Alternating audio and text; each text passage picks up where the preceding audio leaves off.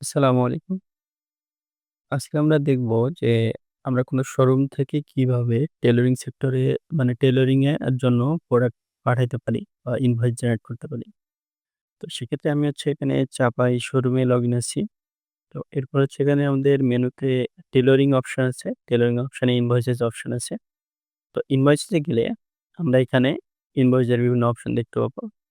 তো ইনভয়েসের আগে আমাদের যদি প্রোডাক্ট গুলো থাকে, যেমন আমাদের প্রোডাক্ট অপশন আসলে দেখবেন যে পাঞ্জাবি, পায়জামা বা যেগুলো প্রোডাক্ট গুলো এগুলো হচ্ছে প্রোডাক্টের লিস্ট এবং আমরা এখন ইনভয়েসে গেলে যদি ক্রিয়েট ইনভয়েসে যাই, এখানে দেখবেন যে এড কাস্টমার, অর্থাৎ আমরা কোন কাস্টমার এগেইনস্ট এ ইনভয়েসটা জেনারেট করতে চাচ্ছি সেটা দেখাবে এবং উপরে ইনভয়েসের অর্ডার নাম্বার, এখানে অর্ডার নাম্বার দেখাবে। এটা হচ্ছে অর্ডার নাম্বার ওয়াইজ এবং কোন শোরুম থেকে সেই শোরুমের একটি ট্যাগ এড করা আছে এখানে। সাথে আছে invoice date, payment date, delivery date এবং কাটিং মাস্টার, অর্থাৎ কে এইটা অ্যা হ্যান্ডেল করবে আরকি।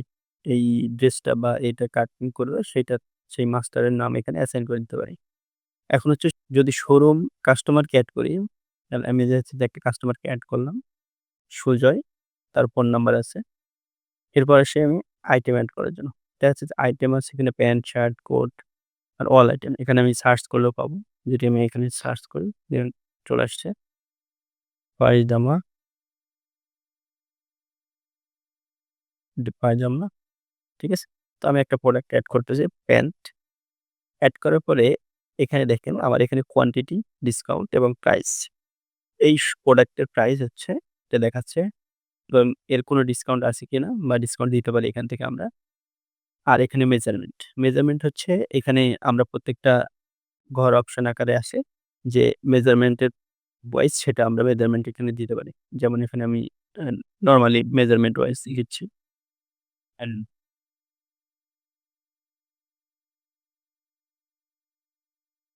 এখন আমরা একটা মেজারমেন্ট সেট করলাম এবং এখানে আমাদের এই প্রোডাক্টের আন্ডারে কিছু জিনিস অ্যাসাইন করা আছে যে এগুলো আমাদের দরকার আছে কিনা। যেমন কেন ফুল সুটেড প্যান্ট, স্যুট এটা আমরা এড করলাম। তারপর যে সামনে পেছনে কুচি হবে কিনা বা কুচির অপশন।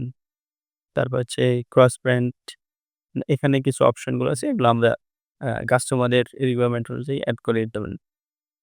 যদি দরকার হয় এড করব, না হলে দরকার এড করব না আরকি। এরপর আমাদের এখানে টোটাল দেখাচ্ছে সাবটোটাল। এখন এই চার্জের সাথে এক্সট্রা চার্জ আছে কি? দেখা যাচ্ছে আমরা আ এই প্যান্টের জন্য এক্সট্রা কোনো চার্জ বা ফিল্টার বা সামথিং এড করতে হলে এখানে এড করতে পারি চার্জ। যেমন এখানে আমি যদি ৳১০ চার্জ এড করি তাহলে ৳১০ এড হয়ে যাবে। তো আমি আপাতত এড করছি না। ৳৬০০ ইনভয়েস আমি এখানে সেভ দিলাম। এখন দেখেন এটা আনপেইড অবস্থায় ৳৬০০ এবং ৳৬০০ দিবে। এটা আনপেইড অবস্থায় হইছে। এখন দেখা যাচ্ছে যে আমরা কাস্টমার থেকে যদি এমন হয় যে কাস্টমার থেকে আমরা একটা ইনভয়েস দিলাম, উনি কিছু পার্সিয়াল পে করে বা পার্সিয়াল অ্যাডভান্স পে করে। সেক্ষেত্রে আমরা এখান থেকেও অ্যাডভান্স পে করতে পারি, নিতে পারি। যেমন ৳২০০ আমি অ্যাডভান্স নিয়ে নিলাম। ৳২০০ অ্যাডভান্স দিলে এখানে পার্সিয়াল দেখাবে। কিংবা আমরা যদি ইনভয়েস ক্রিয়েট করার সময় করি, এখানে পেমেন্ট, এখান থেকেও আমরা পার্সিয়াল পেমেন্ট নিতে পারি ইনভয়েস ক্রিয়েটের সময়। তো আমি যেহেতু ক্রিয়েটের সময় নিই নাই, এজন্য আমি এখান থেকে রিসিভ পেমেন্টেই পার্সিয়াল পেমেন্ট নিয়ে নিলাম। তাহলে এখন তার ৳৬০০ র মধ্যে ৳২০০ পে আছে, ৳৪০০ ডিউ। তার প্রোডাক্ট একটা প্যান্ট। এখন এখান থেকে আমি এখন কি করব? এই প্রোডাক্টটাকে আমি ট্রান্সফার টু ফ্যাক্টরি, মানে ফ্যাক্টরিতে পাঠিয়ে দিব। আমাদের মেইন ফ্যাক্টরি। এখন এখান থেকে আমি যখন পাঠাচ্ছি, ইয়েস। এখন এটা কি অবস্থায় আমাদের স্ট্যাটাস পেন্ডিং অবস্থায় আছে। এটা আমার এখান থেকে এখন ফ্যাক্টরির উদ্দেশ্যে রওনা হয়ে গেছে বা আমি পাঠায়ে দিচ্ছি। এখন ফ্যাক্টরি ওটা রিসিভ করবে, ওইটা কমপ্লিট করবে। এরপর আমার কাছে আসবে যে রিসিভ করার জন্য এখানে পেন্ডিং অবস্থায় আছে। এখানে রিসিভ এর অপশন আসবে যে আমি রিসিভ করব।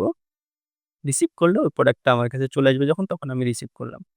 তাহলে জিনিসটা আমার কমপ্লিট প্রসেস হবে। তো এখান থেকে আমাদের পাঠানোর সিস্টেমটা এটাই যে আমরা ইনভয়েস ক্রিয়েট করব এবং এটা পাঠাবো। এরপর চলেন আমরা দেখি যে ওইখানে আমরা ফ্যাক্টরিতে কিভাবে রিসিভ করব সেই ক্ষেত্রে। তো আমরা ফ্যাক্টরিতে যাচ্ছি। ফ্যাক্টরির লগইন এ যাচ্ছি। ফ্যাক্টরিতে লগইন করার পরে দেখেন ফ্যাক্টরি প্রোডাকশন এই আমাদের সর্বপ্রথম আছে ওই ইনভয়েসটা চলে আসছে এবং ওই ইনভয়েসের এগেইনস্ট এ আমাদের একটা ওয়ার্কার বলতেছে অ্যাসাইন ওয়ার্কার এবং এটা কোন শোরুম থেকে আসছে? এটা হচ্ছে প্রোডাকশন কি অবস্থায় আছে? পেন্ডিং, ডেলিভারি স্ট্যাটাস পেন্ডিং এবং কে তৈরি করছে? চাপাই ব্রাঞ্চ থেকে তৈরি হয়ে আসছে। এখন এখানে আমি যদি কোয়ান্টিটি একটা কমপ্লিট স্ট্যাটাস 0। এখন এখানে আমি কি করলাম? যে আমি ওয়ার্কার অ্যাসাইন করতেছি। যদি আমার এখানে ২-৩ টা অ্যা প্রোডাক্ট থাকতো ২ টা বা ৩ টা তাহলে এখানে ২-৩ টা শো করত। তারপর এখানে একটা প্রোডাক্ট আমি অ্যাসাইন করলাম দ্যাটস ডে 106 রাতুল। এনাকে অ্যাসাইন করার সাথে, সাথে উনি অ্যাসাইন হয়ে গেছে এটাতে।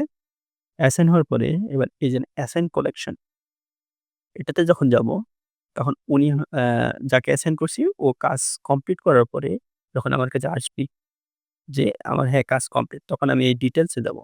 ডিটেইলস এ যাওয়ার পরে উনার রিকোয়ারমেন্ট অনুযায়ী স্ট্যাটাস, অ্যাসাইন আইটেমস যখন এখানে দেখব যে হ্যাঁ, ওকে তখন আমি কমপ্লিট দিয়ে আপডেট করব। তো কমপ্লিট হওয়ার সাথে, সাথে আমার এই স্ট্যাটাস কি হবে? কমপ্লিট হয়ে যাবে। যে হ্যাঁ, এটা এখন ডেলিভারির জন্য প্রস্তুত। এরপর আমি যখন ডেলিভার করব শো অ্যা শোরুমের উদ্দেশ্যে তখন আমি এখন ডেলিভার ক্লিক দেই। তখন এটা আমার কি? সেন্ড টু শোরুম মানে শোরুমের কাছে ডেলিভার করে দিচ্ছে।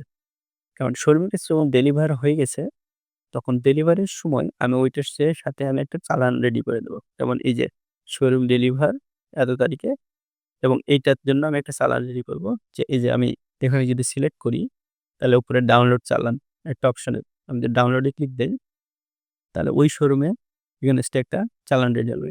এটা আমি প্রিন্ট করে দেব। এখান থেকে প্রিন্ট করলে এটা প্রিন্ট হয়ে যাবে। প্রিন্ট করে আমার এইটা কি যাবে ওই প্রোডাক্টের সাথে আমার শোরুমে ডেলিভার হবে। এখন শোরুমে ডেলিভারি হওয়ার পরে, এখন এই শোরুমে ডেলিভারি হওয়ার পরে এখন আমরা ওইটা কি করব? এ দেখব যে ওইখান থেকে কিভাবে রিসিভ হয়। তো আমরা চলে যাচ্ছি শোরুমে যাচ্ছি। আমরা চাপাই শোরুম থেকে মাল পেয়েছিলাম এবং চাপাই শোরুমে আমরা লগইন করলাম। লগইন করার পরে আমরা যদি টেইলরিং সেক্টরে আসি, তাহলে দেখেন ওইখান থেকে আমাদের এই যে সেন্ড টু ফ্যাক্টরি করছিলাম সেটা আমাদের এখানে রিসিভড অপশন চলে আসছে। যে রিসিভ করার জন্য বলতেছে। যখন রিসিভ করব তখন দেখেন এখানে রিসিভ হলো এবং এটা কি আমাদের ডেলিভার টু কাস্টমার। কাস্টমারকে ডেলিভারি করার জন্য বলছে। যে কাস্টমারের জন্য ডেলিভারি করার জন্য প্রস্তুত। কারণ কাস্টমারকে ডেলিভারি করার জন্য প্রস্তুত। এখন কি করব আমি যে পেমেন্ট নেব।